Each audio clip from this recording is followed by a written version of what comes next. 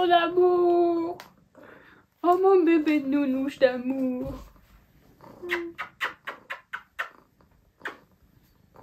Vous êtes témoin vraiment de la gentillesse de ce chat et de tous les câlins et l'amour qu'elle me donne.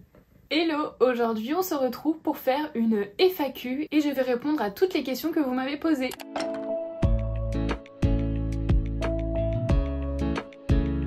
Avant de commencer la vidéo, je tiens à vous dire que si vous ne retrouvez pas la question que vous avez posée en commentaire dans cette vidéo, vous la trouverez probablement dans la deuxième vidéo, puisque oui, j'ai beaucoup trop parlé, la FAQ a duré trop longtemps, du coup j'ai préféré la couper en 2 épisodes pour que ça soit plus facile à regarder. Donc ne vous inquiétez pas, vous allez retrouver votre question soit dans celle-ci, soit dans la deuxième vidéo. Donc maintenant, c'est parti pour la FAQ. J'ai regroupé toutes mes questions sur mon cahier et je les ai classées par couleur parce que j'ai l'impression qu'il y a des thèmes qui reviennent et donc je pense répondre thème par thème. Je ne vais pas perdre de temps, je vais me mettre tout de suite à répondre à vos questions. Et je vais commencer par la catégorie qui me semble un petit peu plus des questions orientées sur moi et un peu ma vie perso. Donc déjà, quel âge as-tu ? À l'heure actuelle où je vous fais cette vidéo, j'ai 23 ans. Quelles sont les études que tu as faites, tes formations et ton parcours pro? Alors pour reprendre depuis le début, j'ai fait un lycée général et j'ai choisi d'aller dans la filière scientifique. Au moment du choix de la filière, je me suis posé plusieurs questions sur ce que je voulais faire plus tard et j'avais vraiment 2 domaines bien différents que j'avais en tête. C'était soit je me dirigeais vers des études plus artistiques, soit je voulais travailler avec les animaux parce que je suis une grande amoureuse des animaux. Je savais tout de suite que je voulais pas être vétérinaire, c'est pour ça que j'ai essayé de chercher d'autres métiers où je pouvais travailler avec les animaux et donc j'ai voulu pendant un moment étudier le comportement des animaux et devenir éthologue. Je me suis dit que j'allais aller en S et en plus de ça on nous a rabâché toute l'année que c'était la meilleure filière et que ça nous ouvrait le plus de portes possible, donc je me suis dit bah allez on va tenter la S. Finalement je me suis fourvoyée mes œufs loin puisque vous voyez cet individu, il n'y a rien de scientifique dans cet individu, ou du moins je pense qu'il y a un rejet total des mathématiques chez moi, donc j'ai vraiment galéré là-dessus et c'est pour ça que j'ai eu un coup de stress au moment du bac parce que je me suis dit mais je vais rater mon bac, j'avais des notes affreuses en mathématiques, ma moyenne était vraiment pas haute. En physique-chimie c'était pas terrible. Une des matières scientifiques que j'aimais le plus vraiment c'était la SVT. Je sais pas pourquoi, j'adorais, pour moi c'était facile d'apprendre la SVT. Du coup je me suis spécialisée en SVT et j'ai eu mon bac mais vraiment à ça. Sans mention. J'en ai rien à faire de pas avoir de mention parce que c'était un exploit pour moi d'avoir eu le bac parce que j'avais passé une année de terminale affreuse avec des notes horribles, je désespérais, c'était vraiment trop dur pour moi, les mathématiques j'y arrivais vraiment pas. Donc après il fallait que je choisisse dans quelle étude supérieure j'allais me diriger et finalement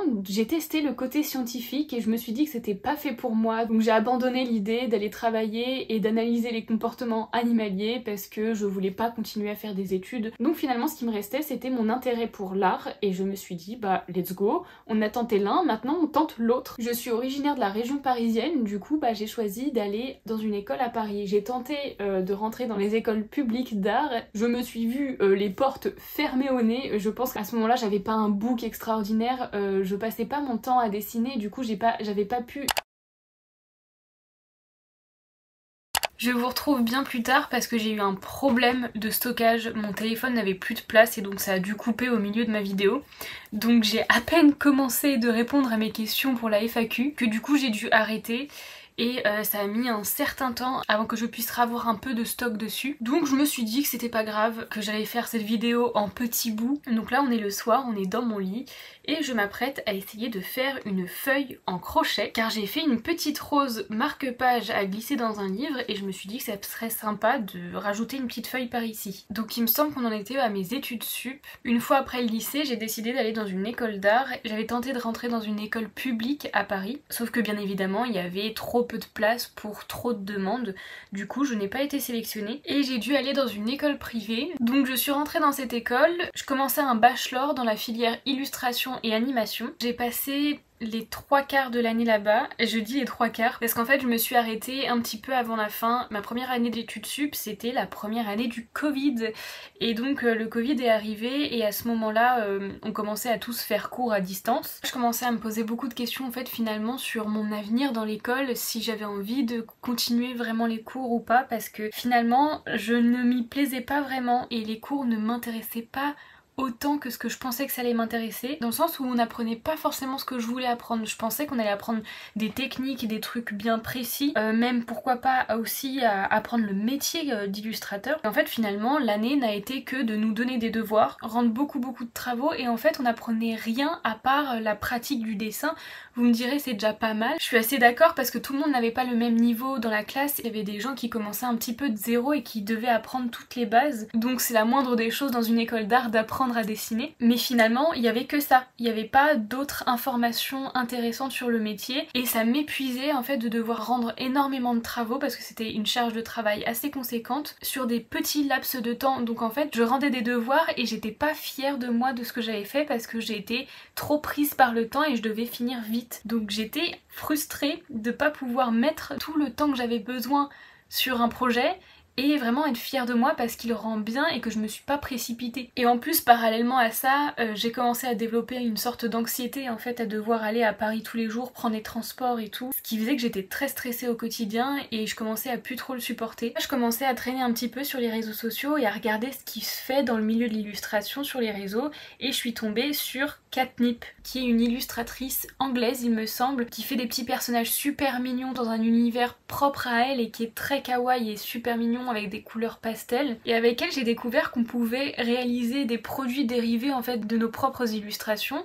en faire des objets, des produits de papeterie et les vendre sur notre propre boutique. À ce moment là je commençais à beaucoup m'intéresser à ça et je me suis dit mais en fait c'est ce que j'ai envie de faire. J'ai envie d'avoir ma propre boutique avec plein de petits produits que j'aurais réalisés grâce à mes dessins. Et donc à partir de ce moment là je me suis dit bah let's go, je tente en fait, je tente la micro-entreprise et c'est comme ça que je me suis lancée finalement dans cette aventure d'indépendant. Il me semble que j'avais une question d'ailleurs comme ça de comment j'avais commencé. La prochaine question est dans la lignée. Comment est-ce que tu as commencé ta boutique il y a 3 ans? Ça commence comme ça en fait, j'ai eu une déception au niveau de mon école, j'ai commencé à voir qu'il y avait d'autres possibilités, d'autres chemins pour être illustrateur. Alors du coup en fait je me suis lancée honnêtement, j'étais un petit peu inconsciente parce que je ne connaissais pas tout ce milieu-là, j'avais aucune conscience de toute la difficulté qu'est d'avoir une boutique, d'essayer de se faire connaître, de tout faire soi-même. Mais en fait je suis assez comme ça, je suis quelqu'un qui idéalise beaucoup. J'ai vraiment des lubies où je me passionne sur un sujet et je me mets à fond dedans pendant une période. Et là pour le coup je me suis mise à fond là-dedans tout en étant naïve en fait parce que je m'attendais pas du tout à tout ce que j'ai vécu finalement. Et donc une fois que j'ai quitté l'école, j'ai essayé de me renseigner pour monter un statut de micro-entrepreneur. Et dans cette aventure je n'étais pas seule puisque ma mère a ouvert sa micro-entreprise en même temps que moi. Ma mère fait elle-même beaucoup d'activités artistiques et je pense que ça m'a toujours donné envie. Et du coup petite c'était facile pour moi de créer des choses puisque ma mère avait déjà du matériel. Et donc toutes les deux on s'est soutenues là-dedans dans cette nouvelle aventure de création d'entreprise. Au début on n'y connaissait absolument rien, on a dû se renseigner des heures et des heures sur comment devenir micro-entrepreneur, dans quelle catégorie on se déclare, enfin plein de trucs hyper techniques comme ça. Et à force on a appris, on a évolué. Ah, j'ai fait trop serré. Ah, je suis bloquée. Depuis on a expérimenté plein de trucs, on a appris plein de trucs et on se soutient toujours sur ces activités là. C'est vraiment pas facile tous les jours mais je suis heureuse d'avoir ma mère avec moi parce que je pense que j'aurais jamais pu faire tout ce que j'ai fait sans elle. As-tu toujours voulu faire ça? Alors non, comme je vous l'ai dit avant dans mon parcours, j'ai pas toujours voulu faire ça, mais je sais que le métier illustratrice est dans ma tête quand même depuis le collège, puisqu'au collège c'était le premier moment où on m'a posé la question qu'est-ce que tu veux faire plus tard? Et là maintenant il faut choisir parce que tu vas aller dans un lycée et il faut choisir si tu veux aller en général, en pro. En fait j'essaye de faire mon crochet en même temps que parler mais franchement c'est trop compliqué, j'arrive pas à faire les deux choses en même temps. À ce moment-là au collège quand on me demandait qu'est-ce que je voudrais faire plus tard, je disais illustratrice.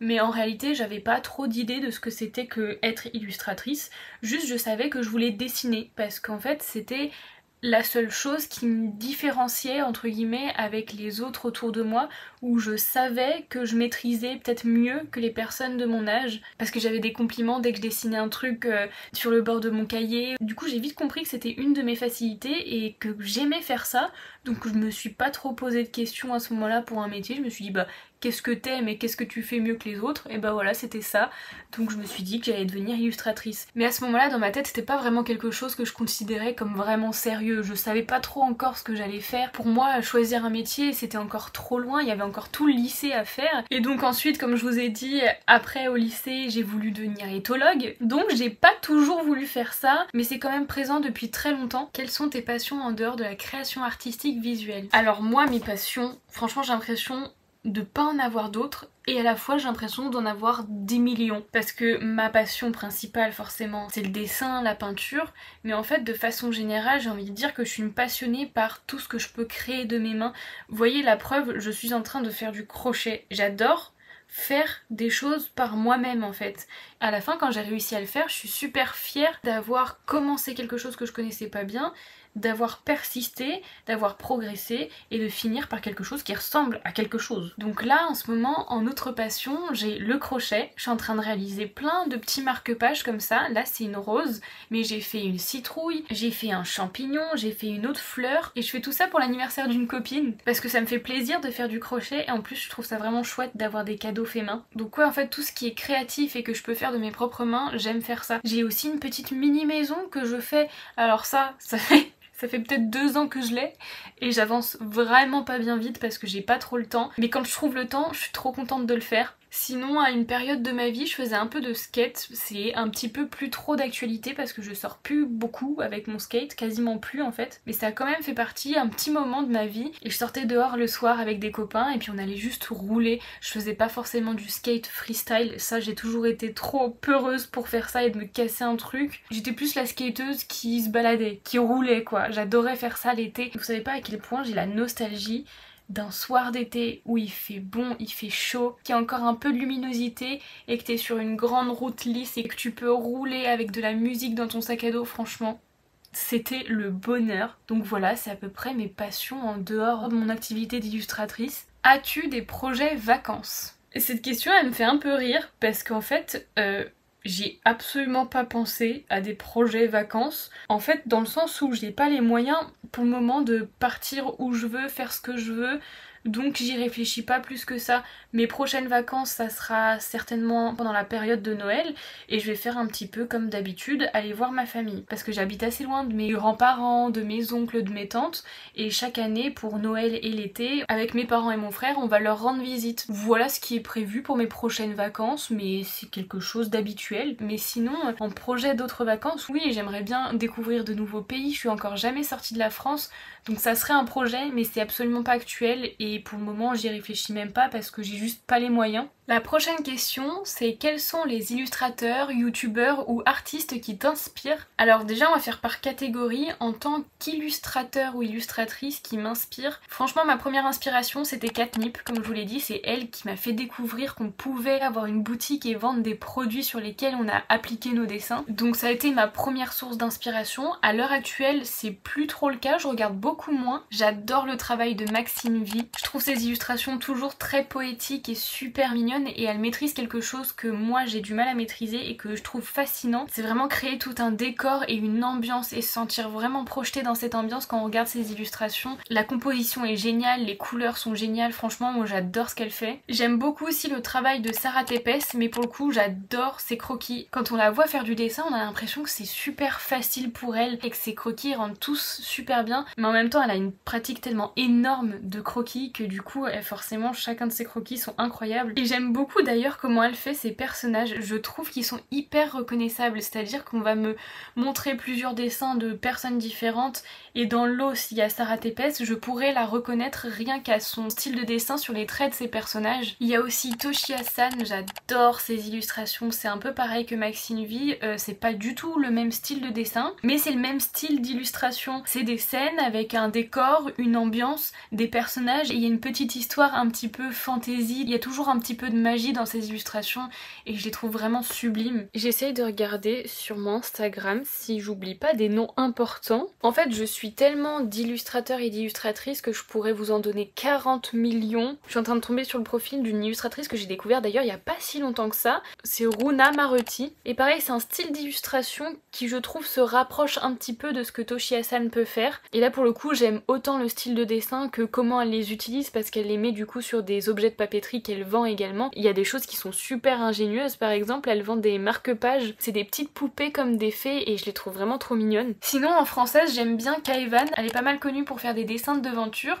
et en fait j'aime bien suivre ses vidéos YouTube. Je fais toujours mon crochet trop serré, ce qui fait que je galère à chaque fois de passer bien dans les mailles. C'est vraiment pas évident, là j'ai l'impression d'avoir perdu la moitié de mon fil. Donc je vais m'arrêter là pour les illustratrices parce que je pourrais vous en donner 40 millions de plus. plus. Sinon en youtubeur, et ben j'ai pas mal de choses à vous dire aussi parce qu'il faut savoir que je suis une très grande consommatrice de vidéos YouTube, c'est-à-dire que quand je dessine, quand je peins, je mets automatiquement YouTube et j'écoute.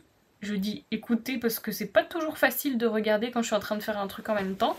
Mais j'écoute et je regarde beaucoup de vidéos. Alors étonnamment, je ne vais pas forcément parler de créatrices qui font des studio vlogs ou qui font des choses similaires à moi parce que finalement je regarde vraiment toute autre chose. J'aime beaucoup, mais beaucoup les enquêtes paranormales sur YouTube. Alors du coup j'ai un petit peu mes favoris, c'est-à-dire que dès qu'il y a Silent Jill qui poste une vidéo, je vais tout de suite regarder. Dès qu'il y a Enjoy Phoenix qui poste des vidéos, parce que oui, si vous le saviez pas et que vous étiez arrêté sur le fait qu'elle était youtubeuse beauté, et bien non, maintenant elle fait des vidéos d'enquête paranormale et je les trouve vraiment super. Il y a aussi Emma Gradiano que je regarde qui fait des enquêtes paranormales, tout pareil, j'aime beaucoup. Puis il y a aussi Jordan Perigo, en fait je rate aucune de leurs vidéos. Sinon sur une thématique un peu plus lumineuse que les enquêtes paranormales, j'aime bien regarder des vidéos de nature ou alors de permaculture. Et il y a une chaîne qui est trop bien pour ça, on découvre pas mal de gens et de projets sur cette chaîne, c'est l'Archipel et franchement c'est trop bien. Et je trouve toujours ce genre de vidéos très apaisantes et ça fait du bien des fois quand on se sent pas trop bien de regarder ça parce que je sais pas, c'est la nature en fait, on a besoin de la nature pour vivre, donc moi perso ça me fait toujours beaucoup de bien de regarder ça. Dans le même thème j'aime bien Goran le permaculteur, je l'ai connu sur Instagram parce qu'il fait pas mal de reels aussi sur quand planter les tomates, qu'est-ce qu'on peut faire en octobre dans son jardin. En fait c'est un jeune gars, je crois qu'il a le même âge que moi, je me demande s'il a pas 22 ou 23 ans, quelque chose comme ça, et il a acheté un terrain dans son petit village pour faire de la permaculture. J'apprends plein de trucs sur comment cultiver ses légumes, etc. D'ailleurs, chose que j'ai commencé à faire cette année, j'ai planté des tomates, j'ai eu des super belles tomates, je suis super fière de moi. Dans le même style, il y a Jigme que j'aime bien, mais je crois qu'il fait plus trop de vidéos YouTube. Il me semble que pour le suivre, c'est vachement plus sur les réseaux comme Insta. Bon, je viens de faire ma petite feuille, mais je suis pas persuadée de ce que je viens de faire. J'ai l'impression qu'elle est trop petite ou je sais pas, je suis pas sûre d'aimer. Donc voilà ce que ça donne. Là j'ai ma rose. Ici j'ai ma tige qui va se glisser dans le marque-page. Et là je viens de rajouter cette petite feuille. J'ai fait le même principe que la petite feuille au bout du marque-page. Ouais non en fait ça va, j'aime bien. Je pense que peut-être j'aurais pu la faire différemment. Ou alors c'est peut-être le fait d'être repassée sur le petit bout. Ou alors c'est peut-être le fait que j'ai pas collé directement la feuille. Que j'ai fait une petite tige en fait entre les deux. C'est peut-être ça qui est bizarre. Bon bah tant pis, c'est trop tard, ce sera comme ça et puis voilà. Récemment, j'ai regardé toutes les vidéos de Marcellarium, elles sont toutes trop bien. C'est un gars qui a construit toute une serre dans son ancien garage. Il a fait des bassins pour y accueillir des poissons, il a accueilli des piranhas. Et là, il a le projet aussi de faire de sa serre un vrai biotope avec des prédateurs et des petites proies et que tout fonctionne tout seul en fait. Que les petites proies puissent se reproduire, donc générer toujours de la nourriture pour des prédateurs et que certains plus petits prédateurs soit aussi la proie de d'autres plus gros prédateurs et ainsi de suite. C'est super intéressant. Et il a également fait un projet incroyable qui est de construire une cabane dans les bois sur son terrain et franchement c'est impressionnant parce qu'il a quasiment tout fait tout seul et c'était un boulot de titan clairement. En fait j'aime pas du tout ce que je suis en train de faire. Je suis en train de continuer à fixer la tige mais en fait ça me plaît pas. Je me demande si je vais pas refaire totalement la feuille et la coller directement et pas faire une... Oh je sais pas ce que je fais. Je crois qu'il va falloir que je refasse et que je fasse une feuille un peu plus grande. Ça me brise le cœur ce que je viens de faire, franchement. Tout ce que j'ai réalisé avec vous, bah je l'ai enlevé en 2 secondes. Donc voilà, je vous ai dit un petit peu les chaînes qui m'inspirent en ce moment, que je regarde beaucoup. Mais c'est un peu comme les illustrateurs, je pourrais vous en sortir une liste tellement je regarde de vidéos sur YouTube. Il commence à se faire tard, donc moi je vais arrêter ici pour les questions. Et je vous reprends très prochainement à un autre moment pour répondre à la suite des questions. Hello, aujourd'hui on se retrouve le mercredi 6 novembre pour continuer cette FAQ. Donc j'avais fait pas mal de questions sur moi, ma vie perso, mes goûts, tout ça. Et donc les questions là vont de plus en plus s'orienter autour du business, de ma boutique. Qu'est-ce que ça représente pour toi le palier des 1000 abonnés? Parce que oui, effectivement, j'ai décidé de faire une FAQ pour l'occasion des 1000 abonnés que j'ai passés sur YouTube et que je suis en train de passer tout doucement sur Instagram. Alors vous allez être étonnés de ma réponse parce que pour moi, il y a deux côtés. Il y a un côté super positif et il y a un côté un peu négatif à ce que représente pour moi le palier des 1000 abonnés. Parce que bien évidemment le côté positif c'est que je suis ravie que de plus en plus de monde tombe sur mon travail, continue à me suivre et à me soutenir. Mais d'un autre côté pour moi c'est vraiment très frustrant que je sois que à 1000 abonnés maintenant, puisque ça fait déjà 3 ans. Je vais bientôt entamer ma 4e année en tant qu'indépendante et je peux pas m'arrêter de penser que ça a été énormément de travail, énormément d'efforts pour finalement avoir toujours peu de résultats, ce qui est frustrant dans ce genre d'activité. Mais ne pensez pas qu'avec ma réponse je suis ingrate, je suis tellement reconnaissante que des personnes prennent le temps de regarder et de suivre mes vidéos comme si c'était une petite série. Mais c'est vrai que soyons honnêtes, 1000 abonnés c'est vraiment pas grand chose à l'heure actuelle sur les réseaux, et vous savez mon objectif c'est de vivre de ma passion, mais il est très difficile de vivre de sa passion si déjà on est très peu visible sur les réseaux et si notre communication ne touche pas beaucoup de personnes. Donc voilà, c'est un petit mélange, il y a un petit côté frustrant à que ce soit que 1000 abonnés alors que ça fait un sacré paquet de temps que je suis dessus. Mais voilà, d'un autre côté c'est vraiment très chouette et je suis contente et j'espère que du coup ça va grandir de plus en plus et que je pourrai vous refaire ce genre de vidéos avec plus d'abonnés et peut-être plus de questions. D'ailleurs j'ai été très étonnée parce que je m'attendais à avoir très peu de questions pour ma FAQ et j'avais peur de me retrouver avec 3 pauvres questions et ne pas pouvoir faire une vidéo dessus. Mais finalement vous avez été assez nombreux pour pouvoir me constituer une belle liste de questions. J'ai répondu avec le cœur, avec ce que je ressens, en toute honnêteté. Et effectivement par exemple pour la question des que représente pour toi le palier des 1000 abonnés, en fait ça aurait été trop facile de répondre ah, c'est génial et tout, 1000 abonnés qui me suivent et tout, c'est trop bien. Bien sûr que c'est trop bien, mais je voulais rester honnête avec vous sur le fait que pour moi j'ai un peu la rage que ça soit que 1000 abonnés et il faut se l'avouer, je pense que tout le monde au bout de quelques années sur les réseaux qui galèrent à se rendre visible pense la même chose au fond, c'est que 1000 abonnés c'est trop cool, mais c'est encore pas assez et c'est frustrant qu'au bout de certaines années on soit encore à ce point là, on a envie d'être plus rapidement plus loin. Donc voilà, c'est pour ça que je vous dis que je réponds avec toute honnêteté, parce que justement je voulais baser cette chaîne sur l'authenticité et l'honnêteté. C'est ce que j'aime voir chez les gens, j'aime pas suivre des gens qui sont faux ou qui disent pas vraiment ce qu'ils pensent et que tout le monde est toujours beau et magnifique. Et vous le savez si vous me suivez que je montre aussi des choses qui sont moins drôles et des choses plus rigolotes et des choses chouettes et des choses inspirantes et des choses nulles, enfin juste la vie tout simplement. Donc voilà. C'est la fin de ce premier épisode de la FAQ. J'espère avoir pu répondre au mieux et je tiens à vous remercier pour avoir posé vos questions. Donc je vous donne rendez-vous à très bientôt pour l'épisode 2 de la FAQ. What if it's me looking down on me? The world above must also be. This could go on for infinity.